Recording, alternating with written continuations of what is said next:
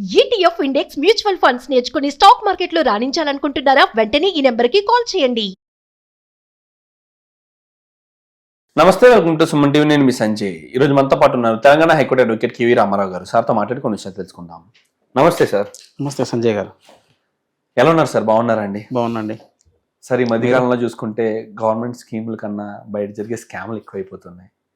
ఎటు చూసుకున్న digital scam, digital arrest, లేకపోతే ఈ మధ్య వాట్సాప్ స్క్రీన్ షేరింగ్ స్కామ్ అని ఒకటి, అండ్ అంతేకాకుండా డిజిటల్ అరెస్ట్ అని ఒకటి, ఇలాగ ఓటీపీ స్కామ్ అని రకరకాల స్కామ్స్ అనేవి వస్తున్నాయి. ఇక్కడ మనం చూసుకుంటే ఇవి రోజు రోజుకి వాటిని అభివృద్ధి చేసుకుంటూ స్కామర్లు అనేవి విచ్చలవిడిగా చెలరైపోతున్నారు సార్. అండ్ అంతేకాకుండా కొత్త స్కామ్ వచ్చింది, అండ్ దాని గురించి మీరే నాకు ఇండివిజువల్గా చెప్పడం జరిగింది. దాని గురించి మనం మాట్లాడుకోవడం కన్నా ప్రేక్షకులకి చెప్పడం ఇంకా ఆవశ్యకత ఎంతో ఉంది, చెప్పాల్సిన ఆవశ్యకత. దాని గురించి మాకు పూర్తి వివరాలు చెప్పండి సార్. అసలు ఆ స్కామ్ ఏంటి, దాని నుండి ఎలా జాగ్రత్తలు వహించాలి, అసలు ఏంటి ఆ స్కామ్ సార్?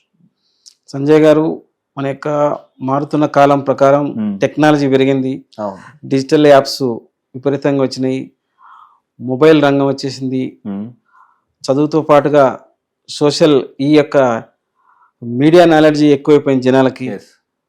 కొన్ని సోషల్ మీడియా గ్రూప్స్ ఉంటాయి, ఇన్స్టాగ్రామ్ అని, ఫేస్బుక్ అని, టెలిగ్రామ్ అని, రకరకాల ఈ యాప్స్లో రకరకాల ఈ గ్రూప్లో మన యూత్ ఎక్కువగా మేజర్గా యాడ్ అవుతున్నారు. అవును సార్. వాటిలో వచ్చే షార్ట్ వీడియోస్ అని, రకరకాల వీడియోస్, అన్ని వీడియోలు ఉపయోగించుకుంటే నాలెడ్జ్ తప్ప ఎక్కువగా మేజర్గా టైం అంతా ఈ ఫోన్లలోనే గడుపుతున్నారు. అవును సార్. ఈ యొక్క విధానాన్ని కనిపెట్టి కొంతమంది యూత్ని ఎలా మభ్యపెట్టాలి, యూత్ని ఎలా వాళ్ళ దగ్గర డబ్బులు కొట్టేయాలని స్కామ్స్ ఎక్కువైపోయినాయి. చాలామంది కొంతమంది యూత్లో యొక్క వాళ్ళ ఫేస్బుక్, ఇన్స్టాగ్రామ్ యొక్క ఫ్రెండ్స్ సర్కిల్, వాళ్ళ యొక్క మెసేజ్లు, వాళ్ళ గ్రూప్స్ చూస్తారు. వీళ్ళు సైబర్ క్రైమ్ చేసేవాళ్ళు చూసి వీళ్ళు ఎక్కువ ఎవరిని ఫాలో అవుతారు, వీళ్ళు సింగిల్ పర్సనా, వీడు ఎట్లాంటి వ్యక్తి, వీడికి డబ్బులు ఉన్నాడా, వీడి హోదా ఏంది, స్టేటస్ ఏంది, ఇవన్నీ చూసుకొని వాడి మీద ఎర వేస్తారు. వీడు ఎక్కువ కొంతమంది నైట్ టైం ఫోన్స్, చాలా మంది బ్యాచిలర్స్, కొంతమంది అవుట్ ఆఫ్ రూమ్స్ లో ఉండే పిల్లలు, జెంట్స్ ఫోన్లో నైట్ టైం అంతా ఆన్లైన్ లో ఉంటారు, చూస్తుంటారు. వాళ్ళకి ఏం చేస్తారంటే లేడీస్ ద్వారా డైరెక్ట్ వాట్సాప్ కాలు, లేకపోతే మెసెంజర్ కాలు, లేకపోతే ఇన్స్టాగ్రామ్ కాలు, ఫేస్బుక్ లో కూడా మెసెంజర్ కాలు, ఇట్లాంటి కాల్స్ చేస్తారు. ఫస్ట్ ఏం చేస్తారంటే ఒక జస్ట్ జనరల్ ఒక లేడీ మెసేజ్ చేస్తా, హాయ్ అని ఇట్లా మెసేజ్ చేస్తూ, నేను సో అండ్ సో, నేను సింగిల్, మీతో ఇంట్రెస్ట్, ఇట్లాంటివన్నీ చాట్ చేస్తుంటారు. చాట్ చేస్తూ డైరెక్ట్ గా వాట్సాప్ కాల్ చేస్తారు. వాట్సాప్ కాల్ చేసినప్పుడు వీడు ఆల్రెడీ ఒకసారి ఆమెతో చాట్ చేసి ఉంటాడు కదా, ఆమె దోస్తే అన్న ఉద్దేశంతో వెళ్ళిపోయి వీడు వాట్సాప్ కాల్, లైవ్ కాల్స్ ఎత్తుతాడు. ఆ లైవ్ కాల్స్ ఎత్తినప్పుడు మనోడికి తెలవక మాట్లాడుతుంటాడు. అవతల ఒక లేడీ, యంగ్ లేడీ న్యూడ్గా ఉంటుంది. ఒక 15-20 సెకండ్లు ఆమె కావాలని లైన్లో పెట్టి మాట్లాడుతుంది. తెల్లారేసరికి అదంతా రికార్డ్ చేసుకుంటారు, ఇటు ఫేస్ టు ఫేస్, ఇటు ఫేస్ టు రికార్డ్ చేసి ఆయనకి వీడియో పంపిస్తారు. ఇది పరిస్థితి, నువ్వు ఒక అమ్మాయితో ఇట్లా న్యూడ్గా బిహేవ్ చేసినావు, ఆమెను ఇట్లా ఇబ్బంది పెట్టినావు, కాబట్టి మీదంతా నీ ఫ్రెండ్ సర్కిల్, నీ ఫేస్బుక్లో ఉన్న ఫ్రెండ్స్కి, మీ రిలేటివ్స్కి, నీ వాట్సాప్ వాళ్ళందరికీ పంపిస్తాం, ఇంత అమౌంట్ మాకు ఇస్తే ఓకే, బయటికి రాదు అని అట్లా బేరాలో దిగుతారు. ఈ లోపల జనరల్ లౌక్యం, నాలెడ్జ్ లేని యూత్ ఎక్కడ రిలేషన్స్ కి, ఫ్యామిలీకి, ఫ్రెండ్స్ కి తెలిసిపోద్దనే పరువుతో వాళ్ళు అడిగినంత అమౌంట్ ఇస్తూ పోతుంటారు. ఇది దాదాపుగా కొంతకాలంగా జరుగుతుంది, కానీ ఇంకా అవేర్నెస్ రాలేదు. చాలా మంది యూత్, చదువుకునే స్టూడెంట్స్ కానీ, చిన్న ఎంప్లాయీస్ కానీ, సాఫ్ట్వేర్లు ఉండేవాళ్ళు కానీ, ఈ యొక్క నాలెడ్జ్ లేక ఎవరైతే ఇట్లా న్యూస్ కాల్స్ రాగానే, వాళ్ళని తెల్లారి ఫోన్లు రాగానే, అసలు ఇంకా మనం డిజిటల్ అరెస్ట్ కూడా చూసాం. డిజిటల్ అరెస్ట్లో ఏం చేసేది, నైట్ ఒక లేడీతో ఫోన్ మాట్లాడించి తెల్లారేసరికి ఒక పోలీస్ ఆఫీసర్, నీ మీద కేసు బుక్ అయింది, సైబర్ క్రైమ్ బుక్ అయింది, నువ్వు ఇది చేసినావు కాబట్టి నువ్వు ఇంత అమౌంట్ పే చేయాలి, వాళ్ళని నువ్వు కనుక అమౌంట్ పే చేయకపోతే నిన్ను అరెస్ట్ చేస్తామని ఫోన్లో చెప్పించాను.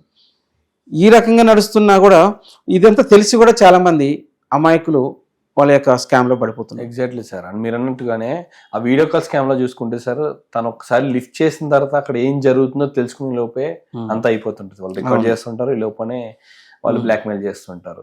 అది కట్ చేద్దాం అనే స్కోప్ రాకుండానే రికార్డ్ అయిపోతుంటుంది, మన ఫేస్ కూడా రికార్డ్ అవుతుంది మీరు అన్నట్టుగా ఎగ్జాక్ట్లీ. అండ్ ఇప్పుడు ఈ స్కామ్ ఎంత డేంజరో చెప్పారు, ఎంత ఇరుక్కుంటే ఎంత ప్రమాదం అనేది మీరు చెప్పారు. అండ్ ఇలాంటి భయంకరమైన స్కామ్ నుంచి బయటపడాలంటే లేదా ఇరుక్కోకుండా ఉండాలంటే ఎలాంటి జాగ్రత్తలు వహించాలంటారు? వాస్తవంగా మేజర్గా యూత్ కొంతమంది సాఫ్ట్వేర్ లైఫ్ ఎంప్లాయీస్ మ్యారేజ్ కానీ వాళ్ళు మేజర్గా ఇరుక్కుంటారు. మ్యారేజ్ అయినాక కూడా కొంతమంది అవగాహన లేని, లౌక్యం లేని, తెలివి లేని మేల్ జెంట్స్ ఈ స్కామ్ లో ఇరుక్కుంటారు. ఇది ఇరుక్కోకుండా ఉండాలంటే ముందు ఇలాంటి వాటికి దూరంగా ఉండాలి, ఇలాంటి వ్యసనాలకు దూరంగా, ఇది కూడా ఒక టైప్ వ్యసనమే, ఇలాంటి వాటికి దూరంగా ఉండాలి. ఏదైతే మన అన్నోన్ నెంబర్స్ వస్తాయో ఆ నెంబర్స్, ఆ ఫోన్ కాల్స్ లిఫ్ట్ చేయొద్దు. ఈ చాటింగ్లు ఇవి కూడా, ఈ టైప్ చాటింగ్లు చేసే వాళ్ళంతా నిజంగా అవతల లేడీ కాదు, జెంట్సే నిన్ను లైన్ లో పెడతారు. పెట్టి నువ్వు కరెక్ట్ గా సిస్టమ్ లైన్ లోకి వచ్చిన అన్నప్పుడు ఇంకొక లేడీని పెట్టి ప్లాన్ చేసి నిన్ను వీడియోలు ఇరుక్కుస్తారు. కాబట్టి మనం అవగాహనతో ఉండాలి.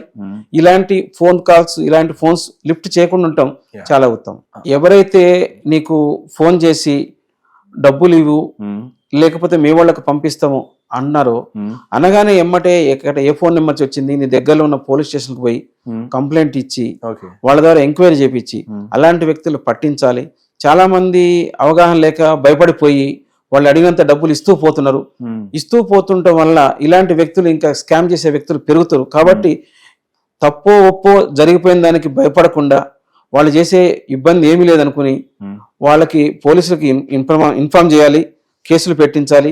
చాలా మంది ఇంకా కొంతమంది భయపడిపోయి ప్రాణాలు తీసుకుంటున్నారు.